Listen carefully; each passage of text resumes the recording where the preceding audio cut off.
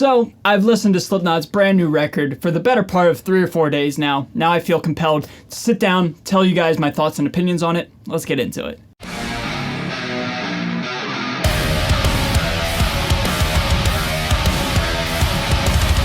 Hey everybody, thank you so much for joining me for today's video. Stay Metal Ray here. Welcome to my channel, or welcome back to my channel. Today's video is going to be a fun video, an engaging video, where we can sit down, celebrate, and just talk indirectly through this video about Slipknot's brand new album, The End So Far. I just want to say real quick, thank you to everybody who reached out to me personally, either through email or DM or wherever you can get a hold of me, and have asked me to give my opinions on this record. I find it pretty cool that over the course of my career on YouTube and just as a musician, I find myself being a distant relative to the Slipknot family and or community. So it's kind of rad that whenever something like this happens, you know, my opinion is valued by you guys, and you guys just really care what I have to say, and it just means a lot, you know what I mean? It's kind of cool how we've kind of built this relationship and you guys just respect my opinions on my favorite band. It's pretty rad, so thank you. So in this video, talking about The End So Far, a couple things I want to get out right now. First and foremost, I am not going to speak negatively. I'm not going to bash. I will be fair in criticisms and my opinions. However, seeing a lot of negative comments about the album online and just people just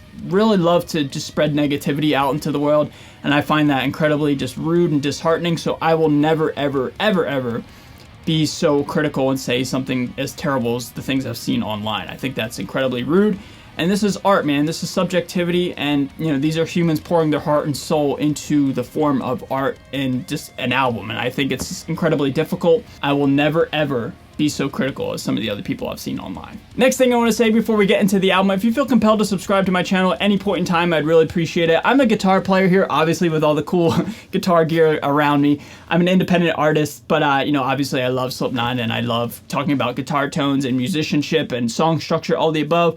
So if that interests you and you want to subscribe, I'd really appreciate it, okay? And last thing I'll say, last but not least, I encourage you to be engaging and interactive with this video, so leave all your thoughts and opinions about the album, The End So Far, down below in the comments, and I'll meet you down below there, okay? Alright, so how am I going to do this video? I figured I'd sit down, give you guys my overall summary of the album, and then we'll go through some of the tracks that I feel like that are standouts or highlights or lack thereof, whatever, just songs that I want to talk about, okay? So with that all being said, let's dive on in. So, my overall thoughts and opinions on the album are this. Solid. It's the best way I could describe it. Solid. Not terrible, not the best thing in the world, just a solid effort, a solid album, and solid, in my opinion, is nothing but a compliment. This album is certainly the most divisive that they've ever put out. People are entitled to all spectrums of their opinions. However, I kind of sit somewhere in the middle, and I think it's a solid, really great album. Like I said, it's not my favorite, but it's not the worst thing I've ever heard, and anybody who says that is silly, for lack of a better word. It's a solid effort, okay? I think the first track, Adderall, is the epitome of experimental. I mean, when I first heard Adderall, I was like, wait a minute, what is this? But I put my expectations aside and I just enjoyed the track for what it was, and I find myself, the more I listen to it, enjoy it more and more. And as a lifelong fan of the band, I find myself really enjoying the softer songs. Like, for example, I love the song Circle off of Volume 3. I think it's one of my favorite songs that they've ever put out. I love Danger Keep Away. I love Snuff. I love Dead Memories. I love the softer stuff. It doesn't need to be an absolute banger for me to just like love it. And if it's soft, I don't automatically dismiss it. I'm open to all variations of heavy and or softness.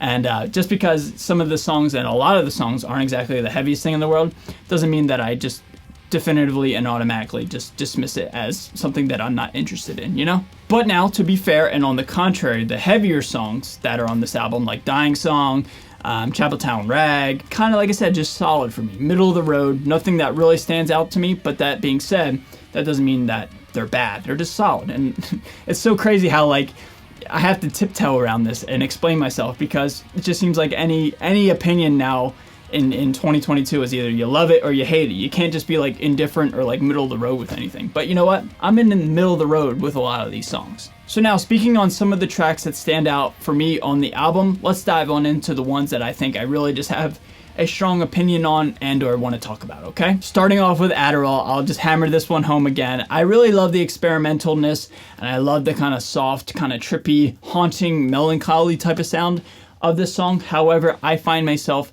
wishing it was a little bit shorter. I feel like it goes on just a little bit too long, especially as an opening track. If it was just condensed a little bit more, I think it would be a nice, welcoming open. However, I just feel like it just tails on a little bit too long. But that being said, that's just my opinion. I think the song is really, really experimental, something way different than anything you would expect. And I think it's the most divisive song on the album and the one that everybody's talking about. For better or for worse, everybody's entitled to their opinion, right? For me, I welcome it. Just wish it was a little bit shorter. That's all I gotta say about it. Speaking about the 3 singles, Chapeltown Rag, Yen, and Dying Song, I like Yen the most. Again, because of the experimentalness, because of the weirdness, because of the kind of left of centerness. I get heavy Vermilion vibes off of Yen, and I think it has a really catchy chorus. I think that's something that I find myself, kind of just singing and humming in my head. And anytime you get a hook stuck in your head, you know it's a good song. So I think Yen, out of the 3 singles, is my favorite and the best in terms of just like a hook. And Dying Song is a very formulaic, safe single, a heavy song, a great song, but it kind of has like the unsainted vibes and like the, I don't know, like the -1 vibes or, stuff like that. It's just a very safe single, and that is not a disservice to the song. It's a compliment, and it's just a very familiar type of vibe that we get from songs, Now, let's talk about what I think is the absolute standout on the album, that is Hive Mind. From everybody's opinions that I've seen online, Hive Mind seems to be the one that everybody's really hyped up about and stoked about. And I agree. I think it's like the equivalent of like the Nero Forte of this album, where it wasn't a single, but it like kind of became the highlight of the album just over time. I think Hive Mind is really, really sick. Awesome opening riff, which is like some heavy chugs. Great chorus. It's just an awesome, like kind of surprise song. And I kind of wish this was a single, but it's kind of cool in the same way that it's not a single. Like it's almost like a hidden gem on the album. And like I said, over time, I think Hive Mind will take the place of Chapeltown Rag, the Dying Song, and in terms of like, I think this will be like the highlight and the one that people really remember from this album. Now there's a couple songs in the middle of the album that are just kind of just like middle of the road for me, like Warranty, Medicine for the Dead, Day Sade or Day Sod, however you pronounce that, where they're just kind of like I said, just kind of solid, safe, middle of the road. I'm pretty indifferent about these songs. Nothing really stands out to me, but that doesn't mean they're bad. I hate how I have to keep prefacing what I'm about to say and explain myself, but I guess everything is God online, where people really have strong opinions. But for me, it's just middle of the road, just like, solid efforts, The song Acidic really stands out for me in a great way. I love the heavy bluesness stuff. Again, more experimental, more weirdness. I welcome that so much. I don't need everything to be a blast beat. I'll say it again. I don't need everything to just be super heavy. I welcome the crazy bass line that's in there. I love how it's just got this swagger and this kind of somber bluesy feel. Really welcome it. Kind of get some Gehenna vibes and stuff like that off of All Hope Is Gone. I really, really dig it. Another song that gives Hive Mind a run for its money is H377 or Hell. I think it's just another banger of a song, but I think Hive Mind's just a little bit better. But these two songs, Hell and Hive Mind, in my opinion, are the two songs that people are really buzzing about and really getting, super stoked on, other than the singles. So yeah, just another great effort. One of my favorites on the album. And then the last song on the album, Finale, it's just another song that I'm just kind of indifferent about. Kind of has the Warranty type of feel, where it's just middle of the road for me. Don't really have anything too crazy to say about it. Just another song. Has a catchy chorus, but just nothing really that stands out to me as a fan.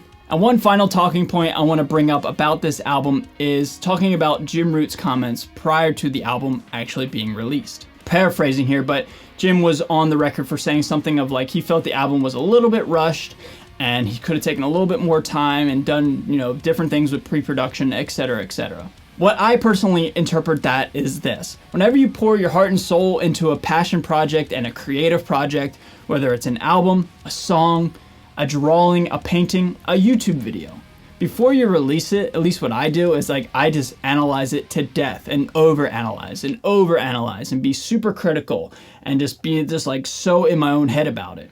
For example, when I wrote and recorded my own album that I put out this past summer, before it was released to the general public, I was just super critical and I ended up almost hating it to the point where I was just so in my own head about it. And I could kind of see that in Jim's words, Because at the end of the day, you kind of want your fans and the general public to love what you put out, right? Who wouldn't, you know what I mean?